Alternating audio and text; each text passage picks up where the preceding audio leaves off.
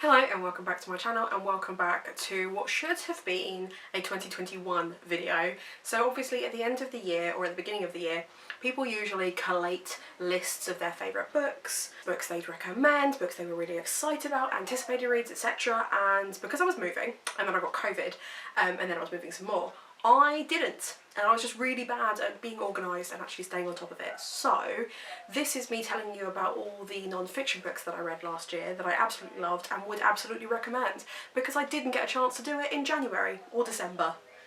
Actually, I probably did have time in December, I just thought it'd be great to do it in January and then didn't. You will quite quickly see that there is a running theme with these non-fictions. Most of them, if not all bar one, are written by women. All of them look at women's history, racism or feminism in some variety. So if that is of no interest to you, I don't know why you're subscribed to my channel, because that's the vibe here. We will start with one that I actually really love recommending because it's quite an easy read and it's quite nice if you're not sure if you're into non-fiction as like a kind of entry level non-fiction. This is What Would Bouddha Do. I read this for Bevies and Books, which is the book club hosted by Danny over on Bookish Danny, where every month we get a prompt based on a cocktail and then we read a book related to that.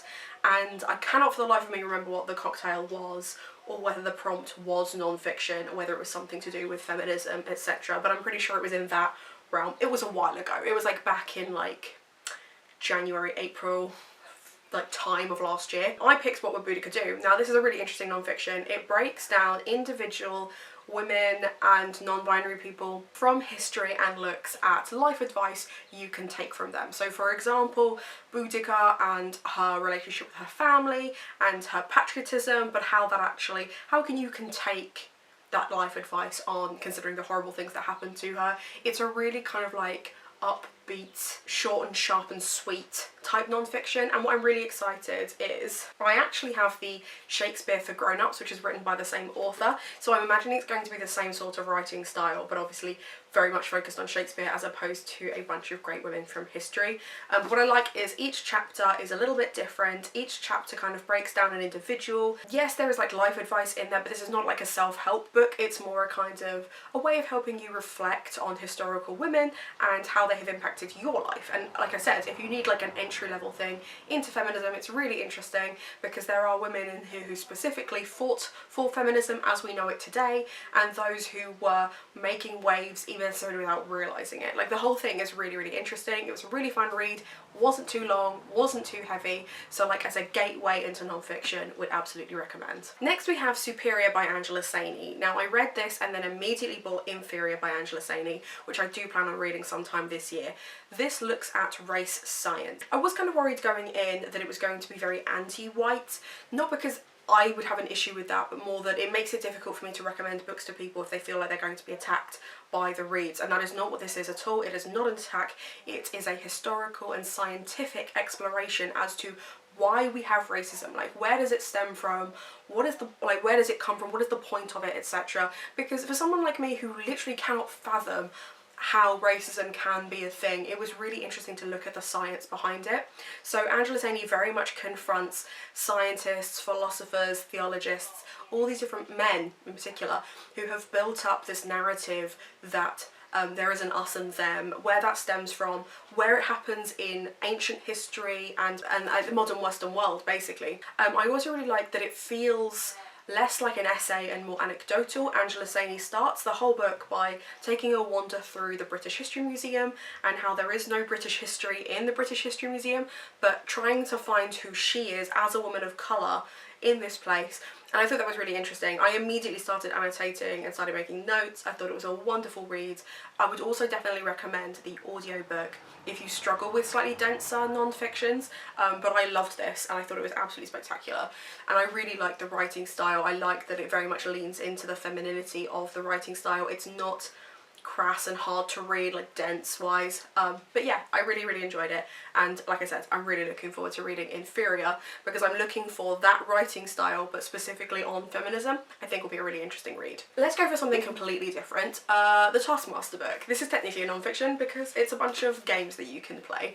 Now if you have seen my Bookish Taskmaster video, you know that I had to create some bookish tasks for my fellow booktubers to do so that we could then have the live show. It was a load of fun, but obviously I got a lot of my inspiration not just from the TV show but from Alex Horne's book. I absolutely love Alex Horne. I think he's one of the funniest men in comedy today. I think this book is so very clever, and this is like, as much as it's a non-fiction, it's an interactive book, so it's not, you're not going to learn anything from it except that your friends do not think the way you think they should think. Like, it's that sort of thing.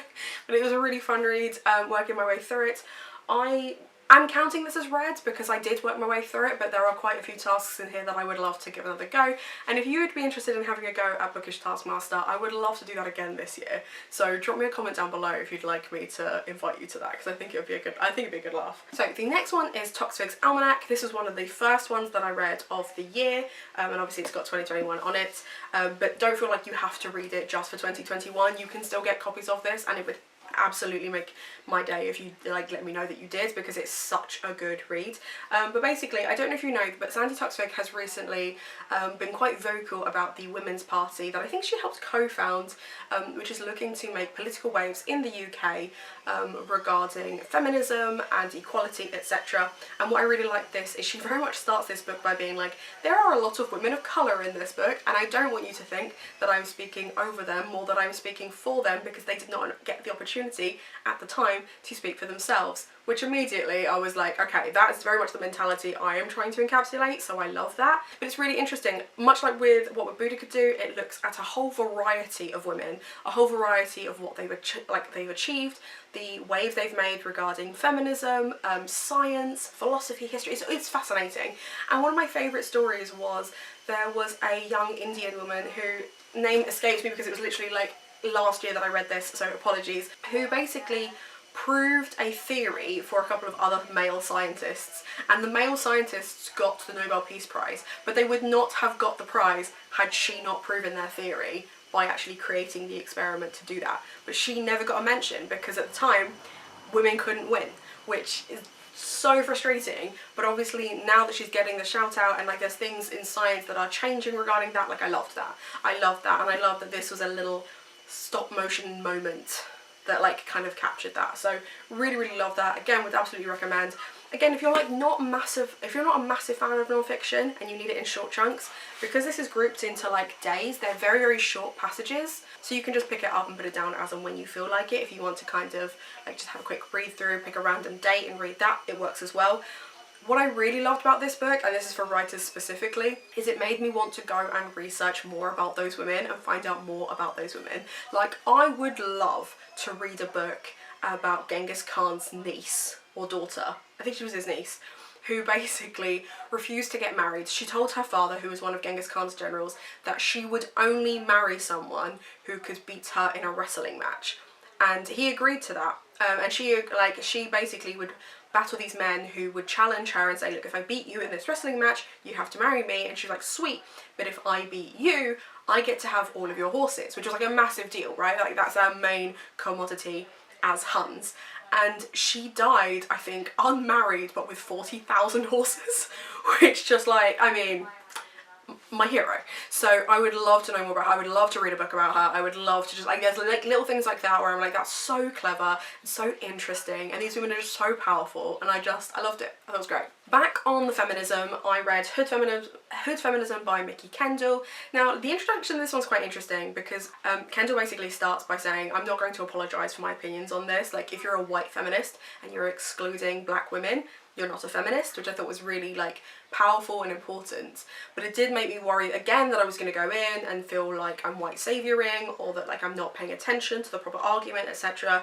But it was really interesting kind of breaking down how feminism has an effect not just on like body autonomy, but on poverty and how we view like single mothers and how we view the education system and all these other really interesting things. So when it says notes from the women white feminists forgot, I think that's really important, and it was a really great read. This is definitely something that I will be rereading because I think they are lessons that I need to like really ingrain in my mind and not just read passively. I did this as an audiobook, and obviously I was trying to cram in 300 books, so I feel like I do need to go back and really focus on it some more, but I loved it. I thought it was really interesting, and again it's looking at race science as well as feminism, so it was a nice interesting mix of the two and really important. So if you haven't picked up Hood Feminism yet, you should do that. And then And then last but by no means least, I read Pandora's Jar by Natalie Haynes. I also read A Thousand Ships, but that's technically a retelling, not non-fiction.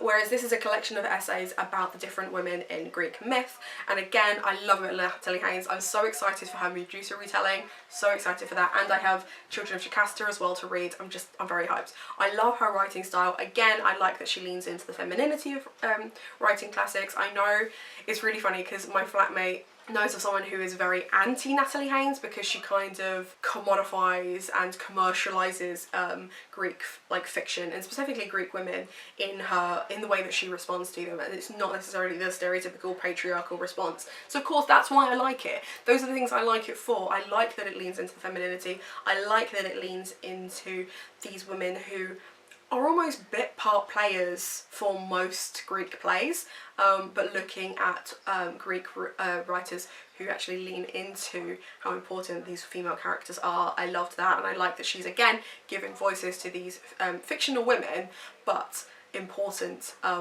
especially in the archetypes of women that we see in literature today. I just thought that was really important. So again, really enjoyed it. Again, it's not too heavy, the chapters aren't too long, and the writing style is very anecdotal. So again, if you're like nervous about non-fiction, would recommend. If you're like dipping your toe into finding more out about Greek literature. So there you have it. Those are my favourite non-fictions of 2021.